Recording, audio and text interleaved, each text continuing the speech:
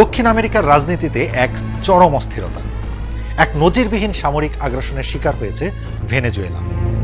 যুক্তরাষ্ট্রের president Donald Trump ঘোষণা করেছেন যে মার্কিন বাহিনী ভেনেজুয়েলায় বড় পরিসরে হামলা চালিয়ে দেশটির প্রেসিডেন্ট নিকোলাস মাদুরো ও তার স্ত্রীকে আটক করে দেশের বাইরে নিয়ে এসেছে। এই খবর নিশ্চিত করেছে মার্কিন কর্মকর্তাদের বরাত দিয়ে সিবিএস নিউজও। হামলার পরপরই ভেনেজুয়েলা জুড়ে জাতীয় জরুরি অবস্থা জারি করা হয়েছে। কিন্তু প্রশ্ন হলো, এই অভিযানের পেছনের শক্তি কারা এবং এর উদ্দেশ্যই বা কি? ডেল্টা ফোর্সের অপারেশন এবং ট্রাম্পের ঘোষণা। এই সফল অভিযানের নেতৃত্ব দিয়েছে মার্কিন সেনাবাহিনীর একটি বিশেষ unit, delta force. Delta force হলো যুক্তরাষ্ট্রের সামরিক বাহিনীর শীর্ষ সন্ত্রাসবিরোধী ইউনিট। ট্রুথ সোশ্যালে দেওয়া এক বিবৃতিতে ট্রাম্প এই অভিযানকে চমৎকার অভিযান হিসেবে উল্লেখ করেছেন। তিনি জানান, মাদুরো ও তার স্ত্রীকে আটক করে দেশ থেকে সরিয়ে নেওয়া হয়েছে এবং এই অপারেশন মার্কিন আইন প্রয়োগকারী সংস্থার সাথে যৌথভাবে সম্পন্ন হয়েছে।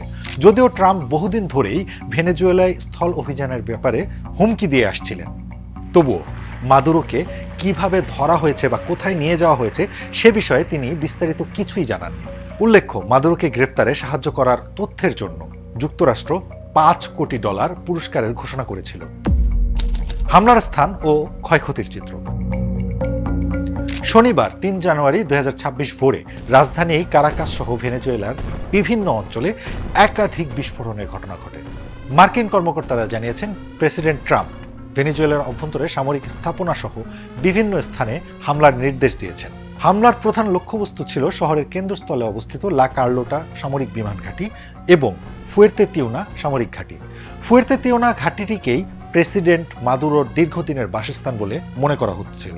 ভেনেজুয়েলার প্রতিরক্ষা মন্ত্রী ভ্লাদিমির পাদ্রিনো জানিয়েছেন, তারা এই বিমান হামলায় নিহত এবং আহতদের তথ্য সংগ্রহ করছেন। তিনি অভিযোগ করেন, হামলায় বেসামরিক এলাকাও ক্ষতিগ্রস্ত হয়েছে।